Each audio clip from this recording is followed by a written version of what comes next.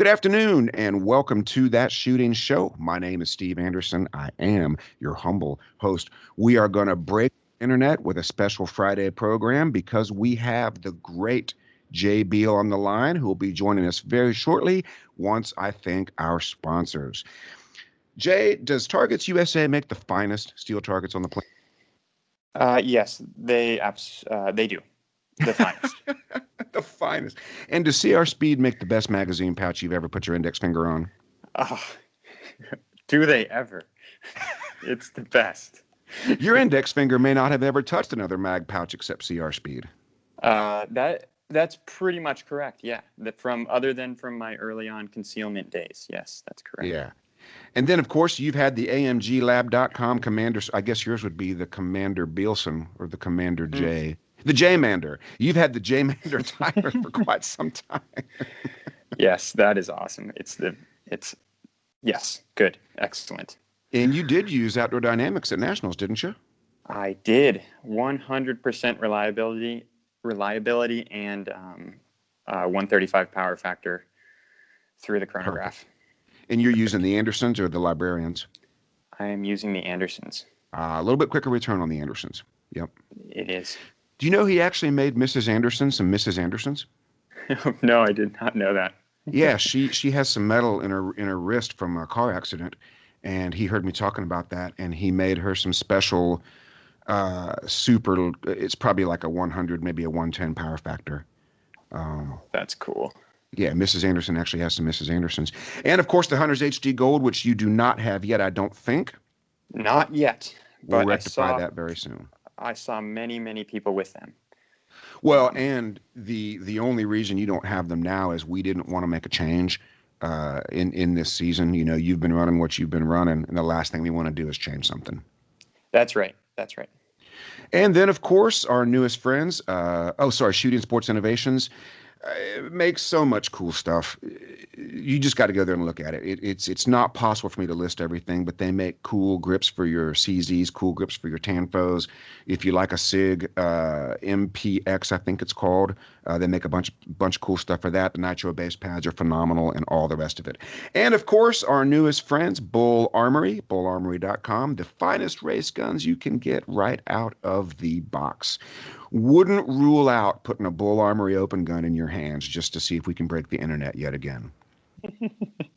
I'm excited to shoot one the next time that we get together, so that'll be pretty cool. Yeah, we have a trip to Maine already booked. I want to say it's in the spring of next year. But yeah, something like that. Yeah.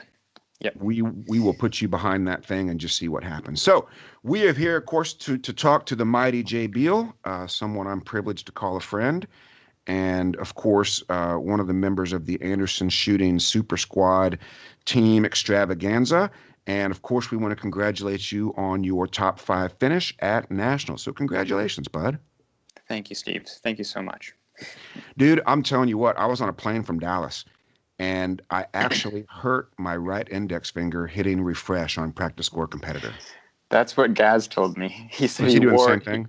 He must have worn out a part of his phone from hitting the refresh button, which is really nice. Yeah, because people care. Well, you can use that high available, and the high available is pretty accurate. And the longer the match goes, the more accurate it is. Yeah. And you were holding hard at 5 for the longest time, and we tried to figure out how many stages you had left. It looked like you had 2 when I was on the plane, or at least 2 that had not been reported. And then for about 30 minutes, you dropped down to 6th. You may not even know this. I don't even know. The first I heard of the scores was when you had texted me. Oh, was that really it? Yeah.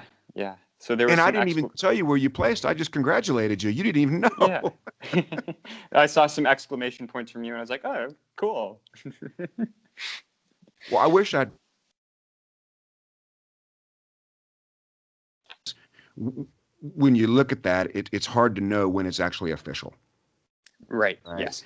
And the reason I didn't congratulate you for 5th place was I didn't want to congratulate you for 5th and then have some weird scoring update make that not true, you know. But right. I wouldn't have cared, dude, if it was fifth or 10th or 50th. I wouldn't have Hmm. cared one bit. Hmm. We are such strong believers in what you do and just watching you shoot, and more importantly, how you conduct yourself makes us so proud to be associated with you. Thank you. I got pictures from, I must have got pictures from three people who tracked down the mighty Jay Beal and went out of the way to send me a picture with you and your smiling goat farmer face. That's awesome. That's awesome. Well, that's great. So, uh, we do have 10 questions for you, and you can take as much time to answer them as you would like. The first question I have for you is, did you have a particular mindset for nationals? And if so, was it different than any other match? Um, so the simple answer for that is that no, it was not any different than any other match. My mindset, though it's been developing and improving, um, so it may have been slightly different than the previous match, but it was the same mindset that I go in to compete at a local match that I did at an area match or a state match that I took to nationals. Good. And did you feel any additional pressure going into nationals? There was a little bit of additional pressure, less so kind of leading up to or when we got there. It was more so on the first stages, that I shot, that I felt it. Um, Hmm. What I remember about nationals is I actually felt less pressure at nationals than I ever did locally because locally I was so accustomed to dominating up until the very end when a bunch of folks in Ohio also made Grandmaster and started practicing a bunch. mhm. But for most of my career in Ohio, I felt zero pressure. And then when other people started practicing, I started feeling pressure. And then I get to nationals, and it was like a relief because nobody expected me to win. I didn't have to win, you know. It's like, oh, this is great. Now finally I can relax and just shoot. And I Right. actually felt less pressure. Um, and I just wonder, I'm assuming you still dominate your local matches, even though you're too polite to say so. Did you have a Sure. similar experience where you felt, okay, finally, this is when I don't have to win, I can just shoot, or was that unique to me? Um, I think that it didn't feel it wasn't drastically different, and it wasn't a lot more pressure than I because I feel a lot of pressure locally as well, and it, it was just the feeling was pretty neutral all along on like that I'm shooting a match and this is how I feel like it at matches, and I know that kind of from past experience that I perform my best at competition and during competition. So I wasn't it wasn't a bothersome feeling, if that That's makes so sense. cool. Yeah, it's almost like a happy place. It's a happy place. I'm at home. Yeah, that's phenomenal. And so that brings up another question. How long ago? So so what I've begun telling people at classes is there's two hallmarks of a great shooter. Number one is instant makeups on paper, and number two is shooting better in competition than you do in practice. Hmm. How long ago do you think you started shooting better in competition than in practice? That had to be from I mean, it was from the very beginning because of, and I think we've talked about this before, but I started competing. I shot my first match after hearing your podcast and kind of and adopting your match mode. And so it was about a month after that that I shot my first match in match mode. Um, and so, I mean, it was from the beginning where I don't know if I recognized it, but looking back, I know that I was competing at a higher level than I could do anything in training. Um, and I don't think I analyzed it very much, and uh, just but I looking back now, I know that was the case, and I absolutely know that now. Yeah, that's so cool. I remember for me, it was the day I discovered match mode when I went to that Outlaw Steel match and I was rusty. and I just decided to surrender to the dot. And I don't even know if I hoped for the best. I knew that just pulling the trigger wasn't getting it done over there in the warm up bay. So I thought, you know what? I'm just gonna watch the dot and forget about everything else. And that was the day I invented match mode. Hmm. Um, and curiously, that's also when I started shooting better in competition because it became so simple, right? You're telling me all I got to do is put the red thing in the middle of the other thing and it's going to go great? Well, that's wonderful. This is the Yeah. best news ever. And I think that I don't know. I'm actually kind of curious what your how it how you understand the feeling of competing in match mode. But for me, um, the feeling of, because time, our judgment of time is very far off in within match mode. At least for me, it is, and so it feels slow. And when I have that feeling, um, I enjoy that. I'm not concerned about it. Um, and so either we really enjoy that feeling or you just accept it. And so I don't know what it is for you. What I tell people is we accept, embrace, or reject. Sorry. Yeah, that's right. Either embrace it, accept it, or reject it. We Hmm. don't want to tell people to go out and try to feel slow because Right. if there's a skeptic, they'll slow everything down and they'll say, "Oh, that didn't work." Um, but that's truly what it feels like. I remember for me, the only anxiety I ever had was, "Is my gun going to work?" Which is weird because my gun always works. Yep. But as soon as the first round goes off and the brass comes out and the second round chambers, I literally start smiling Hmm. because that's the only variable there can be is whether the gun works, you know? Yeah. Um, because I usually only would detail clean my race guns once a year before nationals, and I wouldn't always get to live fire them before, which may not have been the smartest thing to do. Hmm. But I had such confidence in those guns that it really didn't bother me. But once that first round went off, man, I'd start grinning like a fool, because now I'm in control, right? Yeah. Yeah. And I think, well, just even that part about equipment and knowing, going through a process of checking your equipment beforehand and trusting that that is going to work, so that you don't have to think about it. And then maintaining throughout the match your equipment to let yourself, um, focus on your mental process as opposed to worrying about if something's going to work or not.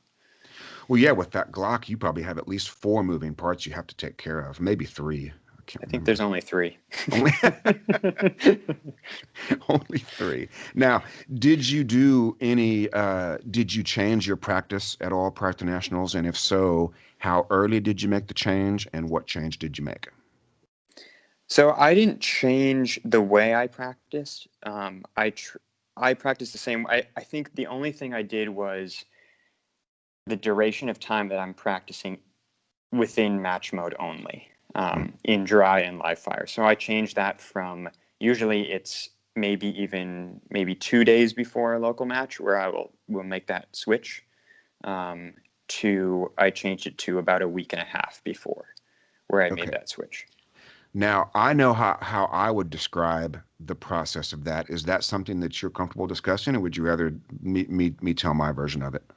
I'll go ahead and tell mine, and then you tell me if well, not if anything, but you can have your explanation that may make more sense to people as well. Sure. So I, in live fire, set up kind of random scenarios. So a mini stage, but a relatively simple low round count mini stage, and then I will shoot it, uh, differently every single time. And that could just be changing a start position, or it could be changing a target order, or maybe it's a short movement to a spot and then breaking up movement. I mean, everything's just different every single time. So that's what the live fire looks like. And then dry fire um, is pretty similar to what you describe, I think, where you're bumping up part, but almost making it kind of taking a step back from there and, drawing, just even a draw. So just changing the target that I'm drawing to, every single repetition, or stepping and drawing, as opposed to just drawing to the same target every single time. And so that's kind of the base of it, or how I would explain it. Yeah, that's the same thing I would do because it seems like and what's neat about what you're describing is when you get done, there's almost no reason to look at the timer because we don't know what a good time is or isn't. Yeah, yeah, And rather than seeing how fast we can do something, we're seeing how well can we have the discipline to leave only acceptable shots on these targets on demand with only one chance to do it. that's right. Yeah, and the part that I left out of that was firing fill-in shots for the South Africa people. Um, so that is included. So leaving acceptable shots on every target. And of course, Yes. you've already achieved the hall one of the two hallmarks of it. Well, it sounds like you've achieved both of them. The instant makeups on paper are Hmm. so crucial. Hmm. Um, do you define a delta on an open target as an unacceptable shot? Yeah. Yes. On an open target, yes. Unless if well, I know it. So I know it instantly Right, as the shot goes. I know if it's a delta, and I know a delta could be a miss. right. Um, so the only time that I'm not going to be able to make that up is if I'm already out of a position. So if I have a foot already up and I'm already starting to move, and I call a delta, I'm not going to stop and go back. And Um, if you were to yeah. call a mic, do you have the mental ability to make that decision having already left the position, or would that depend on the situation? I think that has to depend on the situation, and that might be something that during a stage that you kind of decide before as not an alternate plan, but maybe as a if there's a certain degree of risk leaving a position, um, like maybe you're leaving on a more difficult partial target, and you kind of make the decision. If I call something I think is a little bit weird here, I'm gonna make sure that I think that it has to depend on the stage, if that it Yeah, kind of and makes that's sense. that's probably one area where having a general understanding of a potential hit factor could be helpful. Hmm. Um, if we find ourselves below 5, for example, that contingency plan may say, if I call a red shot, I'm gonna go back and fix it because we have a low hit factor. It's gonna be very important. Hey, we think this is going to be over 10 on a hit factor, and I'm just using random numbers here. Yeah. We think there's going to be a pretty high hit factor. Therefore, if I call something squirrely, I'm just going to leave it. Um, and that's probably a good thing to have. So, I call those contingency plans. You know, Yes. it's not Yeah. necessarily an alternate plan. And the better we are at memorizing and visualizing, I believe the better we can handle a contingency plan. You know, Oh, for sure.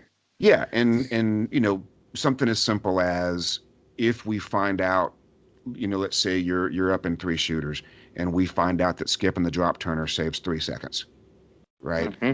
That's a pretty easy change for us to make if we're really good at memorizing and visualizing. Um, People that barely know the stage and don't have any visual reps are going to have a much harder time. They're going to see that drop turner. They're going to be like a squirrel in the headlights. They're going to have no idea what to do. Right. Oh, and Right. we didn't ask about stage planning. Did you find stage planning to be any more difficult at this match than normal?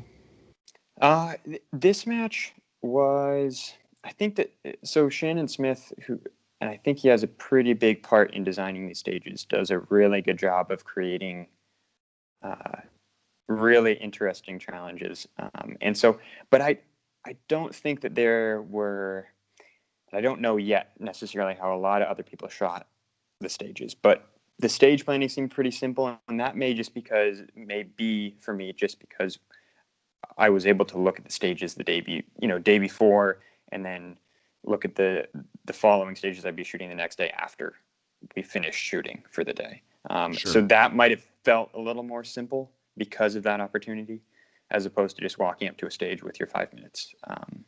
So that's hard for me to have a clear kind of overall look into the stages, whether or not they were more difficult or not, as far as a planning perspective.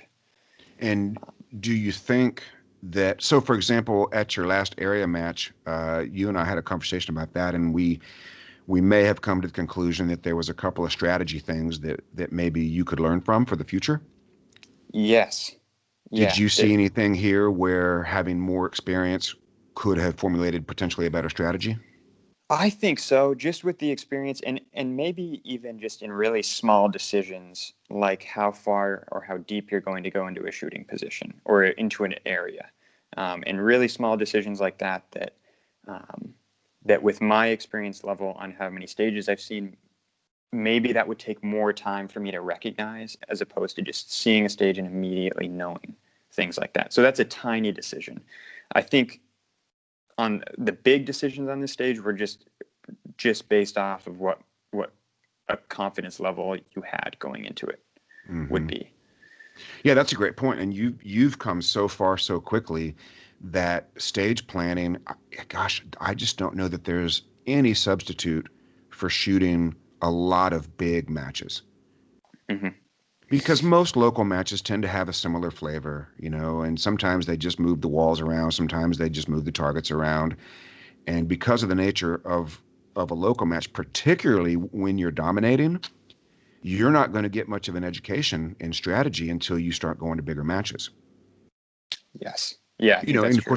course, what I mean by that is you're so fast that you could go to your local match, and of course, you do have your brother nipping at your heels, and you do have a couple other quick people nipping at your heels, but you could probably make a strategy error and overcome it with execution. Hmm. Whereas at the regional, national, state level, that may not be as likely to happen. You know, Yeah, I tend to agree, and I think the way to overcome that without experience is to just be, at least for me, this is my approach, is to be aware of and pay attention to what other people are doing and asking the questions kind of like why are they doing that, um, and then learning from everybody else who does have that experience. And so that's been really cool and that's exciting going forward for sure.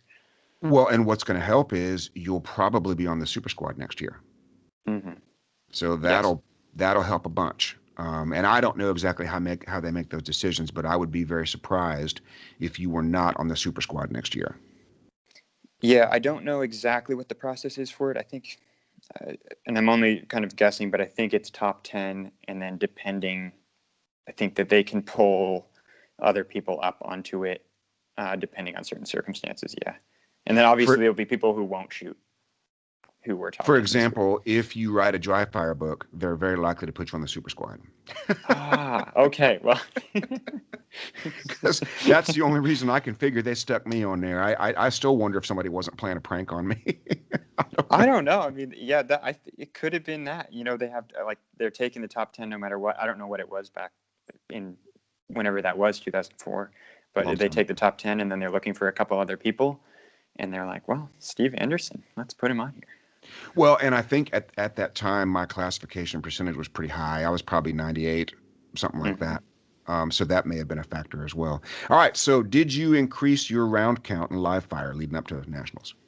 I did. I increased the round count. Um, uh, More so, well, yes, the round count was increased, but not per session. So I increased the amount of the frequency that I live fired. Yep. And Um, that yeah, if I was going to go do it again, that's exactly what I would do because yeah. my dry fire live fire balance was always 80/20 probably most of the time. Hmm. And I would have wanted that to be much closer to 50/50, if not starting to get into the other direction would be even better. Um, Yeah, and I it just was didn't have that it. opportunity. I mean, very similar for me. I mean, I know a lot of people right now don't necessarily have. I don't think anybody ever. Well, can live fire as much as they want. But so yeah, I mean, I've always been very heavy on the dry fire, and that balance. I don't know what the percentage is, but it's probably around 90% or over dry fire to live fire. And was that the case So even going into nationals that high? so going to nationals was live firing every day Oh, good. for a month or a month and a half. Really? That's Two, awesome. um, but again, so frequency up, but round count either the same or lower in certain circumstances. So I have my my performance journal here on, and I track that live fire really specifically. And so there's a day in here where I shot 12 rounds, and left. Wow, that's so Um, cool. I'm pretty, so I can go back and look at that one, but I know that that time, those 12 rounds, I accomplished exactly what I planned to go do, and so I was done. Ooh, And yeah. so, yeah. Go ahead. I'm sorry. I get so excited. Go ahead. Yeah. And so some days were 12 rounds. That was probably, well, I mean, there was one time I think I shot a 5 round group and left. So 5 to 100 rounds, but I think the most I shot was maybe 120 rounds in a session. Hmm. And that was closer to when I was leaving for nationals. But everything else than that, I would go and shoot a magazine or two, very specifically on things that I specifically had planned out ahead of time and written down ahead of time of what I was going to do. Oh, that's great. Yeah, because it's so easy to take 300 rounds to the range and just shoot until you're done. Mm-hmm. And typically, if we're trying to empty the box of ammo, we may already be into diminishing returns. We may not be able to replicate a personal best for whatever reason, and we may go home disappointed. Where if we left 50 rounds ago, we'd have gone home Yeah. feeling great. Yeah. And that's something that, I mean, I'm sure that you had to learn, and I know that a lot of people I'm sure have to learn, but um, yeah, I learned that pretty quick. Yeah, and so there was a period of time where I would only go, not recently, but this was a while ago, where I would only go with a couple of loaded magazines, and I would know that that's all I had with me. Now I have discipline enough to go with my little container of ammo and not shoot all of it. So, but it's that helped me so much to know exactly what I was doing and why I was doing it. And you either have a range on your property or very close by, correct? That's right. Yeah. So there's a few different locations that I can shoot at, and I can leave things set up there for the most part. And that's Um, such a huge advantage because I was having to drive 30 minutes to the range, and it's 30 minutes setting up, 30 minutes shooting. And in that mhm. environment, you're far more likely to shoot all your rounds because you only get to do it once a week. And that's the huge advantage of having a range so close. Because you're not driving an hour, you're not enduring No. 30 minutes to set up, you're not having to pick up all your brass and clean everything up. So that's probably a pretty good advantage. So if you want to be top five nationals carry optics, you need a goat farm, I think is the first takeaway, right? uh, maybe not. I don't know, but it definitely. I feel very fortunate to have the setup that I do, and the schedule that I do. Yeah. But yeah, to that, I mean, you're at the range for 5 minutes, and it's not taking any for me. It's not taking any time out of wherever I'm going, so I can stop by and spend 5 minutes there. I think it takes long. The longest thing is putting your belt on, unless you Hmm. wear your belt all the time. Maybe that's a maybe that's a good idea. Well, we could probably get like some CR Speed containers for goat accessories, like a little, some sort of bag for the goat food. The milking The min apparatus. The what? the, the minerals, Yeah, that's right. All right. So tell us about your equipment. You are using a brand new state of the art firearm, relatively untested technology. What is the firearm you're currently using? I'm shooting a, a Gen 4 Glock 34. And you love that thing, don't you? I'm really comfortable with it. Yeah. Um, it's it seems very normal to me, and so that's and simple, um, simple for me as well. And so it has lots of holster wear on it, and uh, it works. And do you have a primary and a backup, or just whichever one you grab that day? I do have a primary and a backup, so one gets the the bulk of dry fire and live fire on it, and then the other one is um, only for matches that are the one I used this year is only used at state area or national matches. And the other Oh, one was used for all local. I mean, they both function great, but one has maybe an extractor that was put in a little more recently, and so yes, there's there's a specific match gun. Do you think you could, with a blindfold on, do you think you could tell the difference? Yeah. Yeah. Oh, Oh yeah. cool. Cool. All right. So that covers equipment. Of course, CR Speed mag pouches, Outdoor Dynamics ammo. Are there any, if somebody has a Glock 34, are there any upgrades that you would recommend as pretty standard? Um, I I don't necessarily feel comfortable recommending anything because I kind of whatever the first thing I chose, like I have a different trigger in there, but it was the first one that I put in, and I don't know if it's good or not. So I don't. I really don't even want to make any recommendations to people. I think that I think okay. So the only thing is that with the Glocks, there's that negative space in the grip, and so you need some. Or there's like a hole in the grip there's a little ledge on there, and so I really like to have some kind of grip plug to take away that ledge for the back of the magazine to catch on with Okay, good. reloads. And that's the only thing I would do. All right, perfect. All right, and at the match, typically it's going to be some combination of mornings and afternoons. What was your combination that you shot? So our combination was the same as the Super Squad had. So it was PM, AM, PM. And so And did we ended up starting in the afternoon at about 1 o'clock and then finishing at 4:30 or 5. And then the morning was starting at about 8 a.m. and finishing at 12:15. was that roughly what, 8 stages per day? Yeah, 7 or 8 stages per day.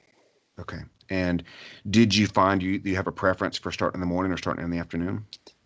I I preferred starting in the afternoon because there was more time in the morning to dry fire if you wanted to, and there was more time to kind of get to the range. You could see some people shooting a stage that maybe you hadn't seen the activator sequence on, or what the movers look like. So I liked the PM schedule.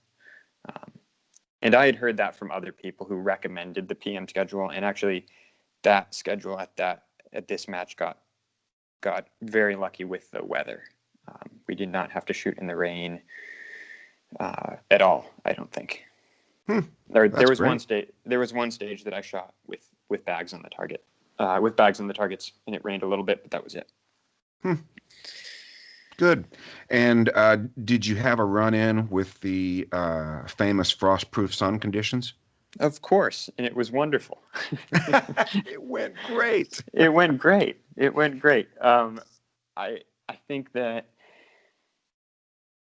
I mean, so that was one of the things that I had rehearsed before going to the match. So obviously, I haven't shot in Florida before, or been in the sun there, and the berms are low in some of some of those bays, and they're facing east and west.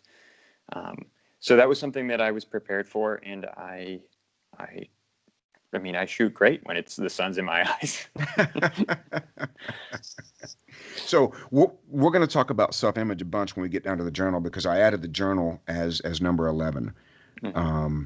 So let's see. Frostproof sun, not a problem because you were prepared for it. Now, if you hadn't known about it and you hadn't been prepared for it, do you think the results would have been a little bit different, or do you believe that because you knew you were going to experience it and you knew you had a plan that you were a whole lot better off for having that plan?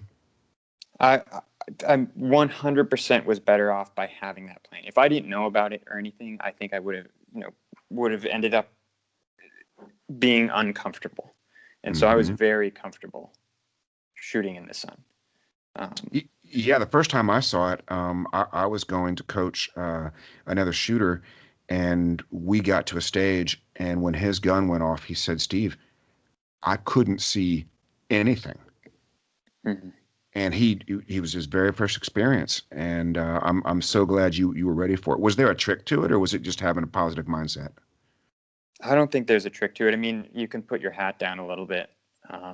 You could wait for a cloud, but there's, um, I don't think there's a trick. I think it was just, I mean, with so much of this stuff, if you tell yourself it's going to be a problem, then it will be. And if you tell yourself that it's going to be great, it will be. That's wonderful. And of course, that does presume that you're prepared, right? So I think some of the people that reject the positives, the positive imagery that we like to use from mental management, you can't just hop in the car and say, I'm going to shoot great today. But if you've done the work and you've Mhm. prepared correctly and you add the positive mindset to it, that's where the magic is. Yeah, yeah, And for sure, and for you've sure. certainly done the work. Good grief. All right. And were you able to avoid the temptation of check-in results? Uh, I I did avoid checking results, and I had, but again, that was something that I planned for. I wasn't gonna look, and I wasn't gonna. Wouldn't have cared if people told me, and people did tell me what the results were. But that doesn't. I planned for that as something that would happen, so it didn't bother me if someone told me what the results, and I wasn't going to look at them. Yeah. If So that one makes thing, sense. well, sure. One thing that mental management does, and one thing that the journal does, there's a difference between expecting to do well and expecting a specific placement, right? Hmm. So you had every right to expect to do well. And I'm sure you were expecting to do well, whatever that means, right? Hmm. And so when you see a positive result, it's pretty easy to go, well, I expected to do well and I'm doing well. So yeah, this is great. You know, if we expect or if we're hoping to win either a division or the match outright, and we see something that doesn't jive with that particular specific expectation, that could be a problem, Right. right? And, So, and seeing for me, I know, so at least with the squad I was on, I mean, um, it wouldn't. We weren't on the super squad. We didn't know. We couldn't track exactly. I mean, you could watch what they were doing, but they were in a different zone than us. They were shooting different stages than we shot a day. So for me, I knew that whatever I looked at on the scores, it's out of my control. Like either it's a stage that I already shot, or it's something else that someone else did. And so all I can do is just it, things that you talk about all the time, which is just focus on exactly what I need to do, and not I mhm. don't I don't mind what other people are doing. You'll have to excuse Rogue. He's coming in to give me a head hug. He just got out. He just got back in from chasing chickens, so he likes to come in and give me a head hug once he gets done with that. Hey, He's Rogue. he's the strangest dog. Um, and so going back to looking at results, I purposefully, and you probably knew this, but I purposefully avoided any contact with you, Hmm. um, only because I don't need to put any ideas in your head whatsoever. You are so good at controlling your process. And I figured that if you needed me for anything, you'd reach out to me and say, hey, I need a pep talk or I need this or that. Right. And I just didn't feel the need to invite myself into your headspace. Hmm. And so did Gaz and Mark Sue. They did. Um, they told me afterward. I mean, well, and we had talked about that too. I mean, if I need anything, then we'll be in touch. But they did not. They didn't send me a message or anything like that during the match, which is okay. And we didn't. It wouldn't have bothered me either way, because everything returns, anything external returns me to a process. But that was okay. That's great. And did you we talked about anxiety a little bit. Let's go into a little bit greater detail on anxiety because I don't know that it's possible or even maybe desirable to have zero anxiety. Anxiety is one of the things that comes along with pressure. Hmm. And one thing we learn in mental management is that when you have strategy, subconscious skill, and confidence, pressure will actually make you shoot better than you might normally would. If we lack strategy, skill, or confidence, pressure is going to reveal that lack. So, Hmm. did you encounter any anxiety? And if so, in your words, how did you deal with it? Yeah, so I like I know, so Shannon Smith, I think he calls it the juice. like the juice. You have to you feel the juice when you get up to shoot, and we get to use that. Um, and like just like you're saying, you get to use it to your advantage if you decide to ahead of time. Um, and so I think that's how I managed it, was by deciding to use it. And so I decided to use that anxiety, or whatever it is. And anxiety has a negative connotation to it. So that's kind of why juice is a fun word to use. But it would return me to exactly what I was doing, and it would make whatever I was doing stronger. So if I was visualizing and I felt that anxiety or that pressure, it would enhance the detail of my visualization, and it would enhance kind of like how much, you know, it would enhance that download into the subconscious of that stage plan, or whatever, Mm-hmm. or in any phase of the process that we're in of match mode. It would just enhance that, and so that's why it's an advantage. And if you don't feel it, then you're not going to get that advantage. Ooh, that's interesting. That and just like when I asked Brian Enos about the mental game specifically, he loved it because Mm-hmm. maybe for Robbie Latham, the other competitors were his competitors. For Brian Enos, that pressure was his competitor. Yeah. And most of what he'll tell you about the mental game is he's going to go battle that pressure. You're talking about using the pressure, which e- either way you look at it, it's going to amplify strategy, skill, and confidence. Or if Yeah. one of those is lacking, it's going to reveal that lack. Yeah, and I like it. So when I feel it, I think I've caught myself smiling before when I feel it, because you and we need it, and I enjoy that. And so that I think that if we can kind of change the approach to it, and get to a point where we know that we are going to use it and we know it's going to help us, then that's a really nice place to be. And I really enjoy being under pressure, because I know I get to perform better. Oh, that's so great. Yeah, and that's one of the things we learned from mental management. They used to use the term level of arousal, Yeah. and they've discovered that most adults can't get through that without snickering. But I still think that's the best. I think level of arousal is great, Mm-hmm. um, as it relates to shooting, of course. But so they changed it from level of arousal to tension, and Okay. tension's kind of a dirty word in the shooting sports, but they define tension as excitement. Mm-hmm. So if you're going to a stage, I used to love when they would put four targets on a stand. You know, for whatever reason, I would get so they didn't necessarily have to even be close, but whenever I saw four targets on a stand, I thought this is going to give me an opportunity to do something that I do really well. If there's pressure, it's excitement. It's let me at this stage. I cannot wait to do something that I do well. If I go to a stage that has a mover I've never seen before, which was always my particular El Guapo, my Mm-hmm. self-image was I don't do well on new movers. And that's a hard one because you can't really practice a mover you've never seen before. I did learn some principles that made it go a lot better, but towards the end of my active career, that was my thing. So you give me a stage with four targets on a stand, I can't wait to go get it. You give me a stage with uh, a mover I've never shot before, and we're back to missing one of those three. All right. I don't have strategy, I don't have subconscious skill, and I don't have confidence. Right. Right. Right.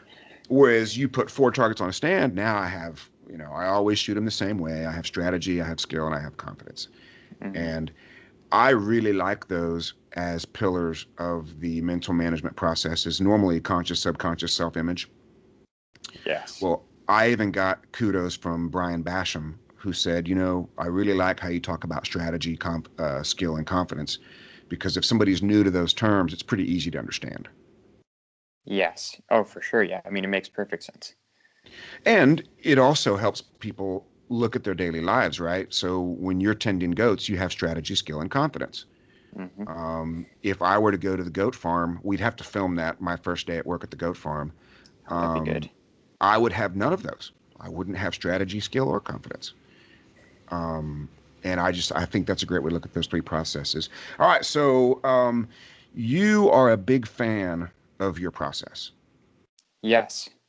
Yes. and one of the things you and I discussed early on, we were talking about building your self-image to be that of a champion. Okay, Hmm. and I remember you're such a humble guy that there was a little bit of a disconnect for you feeling great, right? But Right. if you remember, we had the idea, what if instead of crediting Jay Beal, what if you were to credit your process? And it Yeah. seemed to me at the time that that made it a whole lot easier to work on your self-image. Yes. And I think, yeah, so that's the very beginning. And it kind of like what it is, you're uncomfortable if you're thinking a way that you're not used to thinking. So if you're thinking in a way, if you're trying to behave in a way that you're not used to behaving, then you're very uncomfortable. So that initial attempt uh, to start building my self image was very uncomfortable, and that. But as soon as so like with the performance journal, I mean, as soon as I wrote down, and it started out more more difficult, but as soon as I wrote down something that I did well, I immediately felt more confident about myself that I actually did do that well because I did.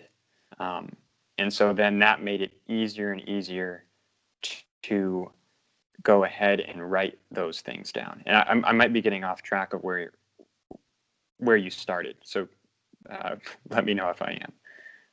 Dude, you have earned the right, in my opinion, to control the entire podcast as far as I'm concerned.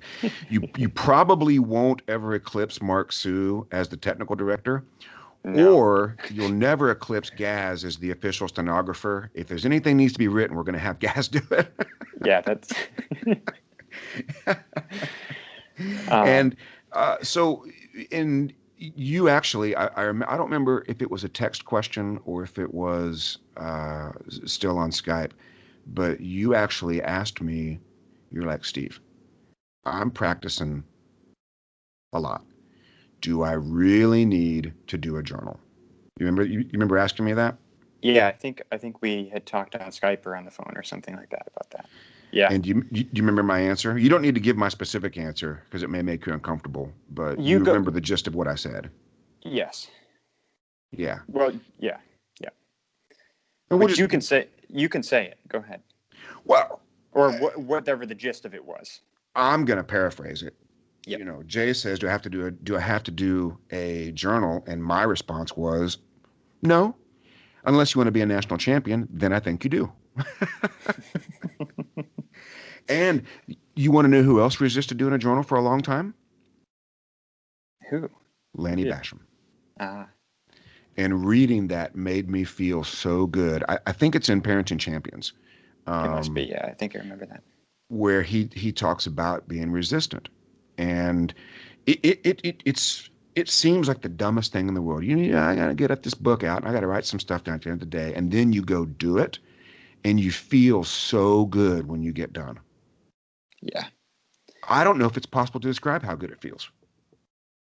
Yeah, I don't think so. And the more you do it, the better you get at it, and then you get more out of it by doing it. So and again, like with frequency. So the more frequently you write, and for sure for me, because that's an yeah, that's telling myself that I'm doing a good job, or I'm doing well, um, and I was not doing that before, and Yep. so there And was a disconnect. yeah, so locally, it's real easy to be what we call unconscious competent, right? And there's a self-image aspect to that. And most of the shooters that I believe are unconscious competent. And what that means is they can perform well under pressure, but they don't know how they do it. Hmm. And what happens is if they go off the rails for any reason, it is the sheer will of their self-image that puts them back on track. Right. Okay. Somebody who doesn't have, and Rob Latham's a great example. I don't know if he's unconscious competent or not. It's not my place to say. I don't hear him talk about the mental game very much, and that's fine. But There's no question that when he was dominating iron-sighted shooting for as long as he was, the sheer will of his self-image propelled him to victory after victory after victory, right? Oh yeah, had to be. Yeah, meaning I may have had trouble on stage, but it is like me. I win this match every single year. There's not a single person here who can defeat me, so I'm just going to find a way to win this one too. And that's how that Yeah. works, you Yep. know? And I will never have well, let me rephrase that. I never had a self-image. Well, let's face it, I was never a national champion. So, and I never went out of my way to try to develop a self-image of a champion because it wasn't that important to me. Right. Once I got my G card, I was happy. That's all I ever wanted. But you desire more than that. So you're going to need to continue to expand that self-image so that when you eventually do get your national title, it won't feel like an abnormal event. It'll just be the next step in your career, you Right. And know. that'll be really so. And I've talked to Gaz about the same thing, and it'd be really interesting to hear him. He's we've talked about it several times, but with his explanation of that, with winning his first nationals, um, but that's a whole other thing. But that was 100% self-image, and it was blocking from that. He was blocking him from It's reaching very that. simple. There's a thing he wants, and it requires him to be a national champion to get it.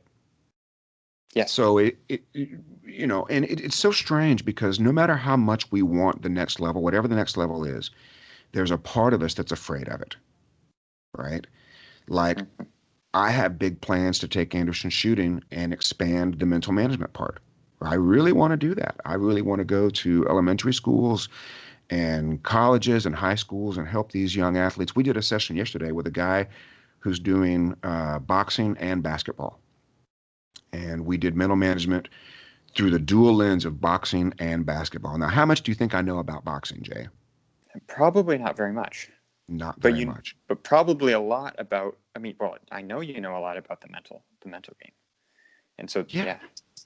So this kid, he goes to fight. He's 14 years old, and he goes to fight an adult who's been boxing for 15 years. Okay. And guess what? He didn't win. Who could have seen that coming? Right?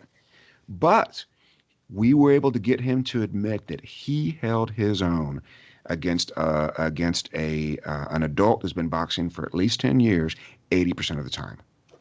Hmm. That's pretty Yeah, great, that is. you know. And seeing him smile when I got him to say that out loud, same experience, right? But when he said, now that I think about it, I only really struggled for 20% of that time. I was like, dude, how great did you do holding your own against an older, more experienced, stronger boxer? You're a 14-year-old kid for crying out loud, right? And it's just little things like that changing how we look at what happens to us is so powerful. And that brings us back to the journal. Yeah. So, would you feel comfortable? So top five finish at your first ever nationals. What a phenomenal accomplishment. Okay. Is there a percentage of that you would credit to mental management and or the journal? It has to be. Well, I mean, it's got to be near. I don't.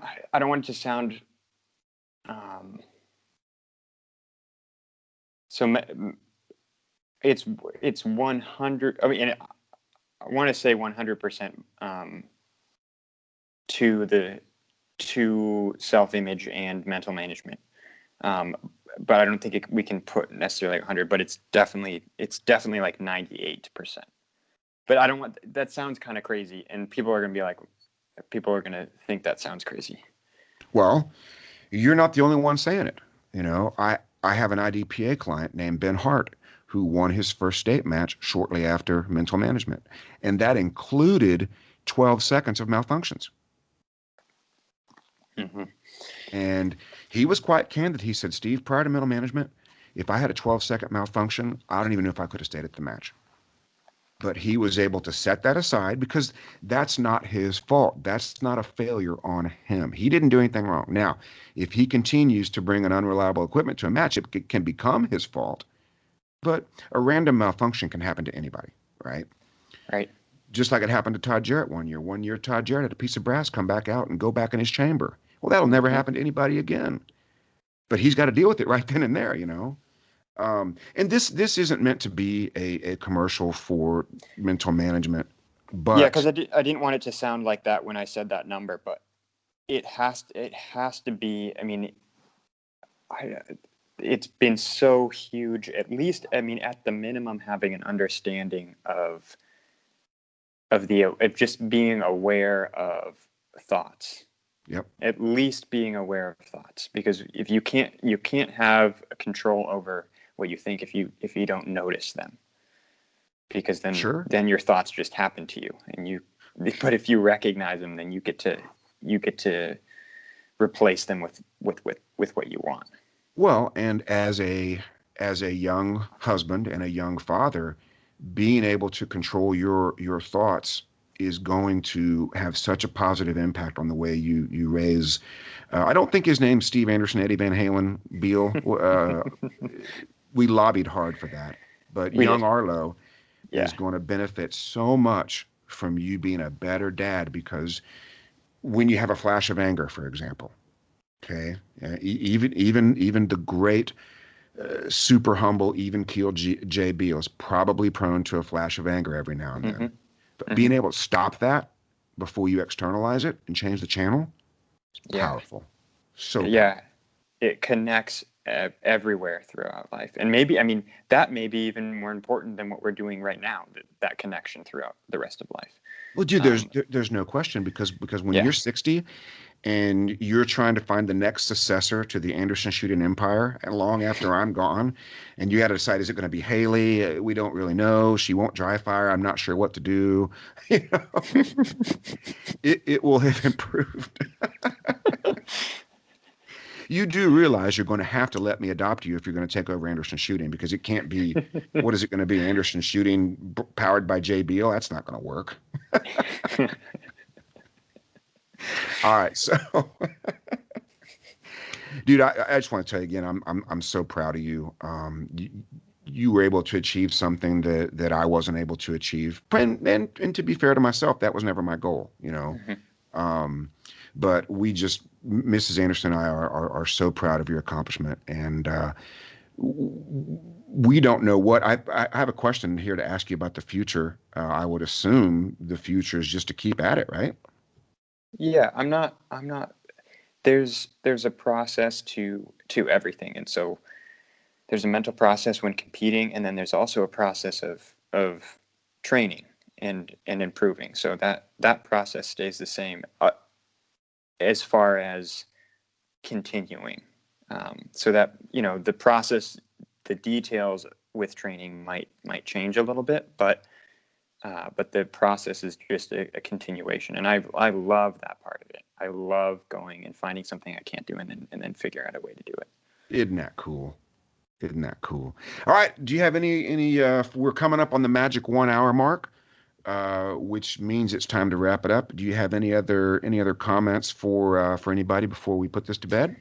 I just really like to say, well, first of all, thank you to you and Erica and Haley and you guys over there, and then a huge thank you to my wife Ilana and our boy Arlo. And so thank you to them, and then just really quick, thank you to my brother Nick and our buddy Saul and Mark. So Mark Durango, who is another guy we traveled with and stayed with, and so people, and then everybody on the squad that we shot with there, and then of course Gaz and Mark Sue, for being so supportive and helpful, like with just different things and questions that I have, and they are amazing. So We have that's all I pretty want to say. They're pretty cool. we have a pretty impressive team, don't we? Yeah, I feel pretty lucky to be a part of it. Pretty awesome. All right. You of course know the catchy catchphrase. Do you want to set it up or would you like me to set it up? Uh, you go ahead and set it up, and then I'll kind of I'll say it kind of off timing, for comedic benefit. All right, folks, this has been 1 hour with the mighty Jay Beal, top five finish at his first nationals ever, powered by AndersonShooting.com. And it's okay if I say that, right? You can say that, yes. All right. Jay Beal's top five finish at nationals, powered first by Jay Beal, second by his wife, and somewhere along the line, AndersonShooting.com and the mental management team. And until we Get to meet work. again, Sorry, that was. I, I just didn't know when. I didn't know when to say it. you always know when to get to work. All right, buddy. Have a great day. Thank you. All right. Bye bye.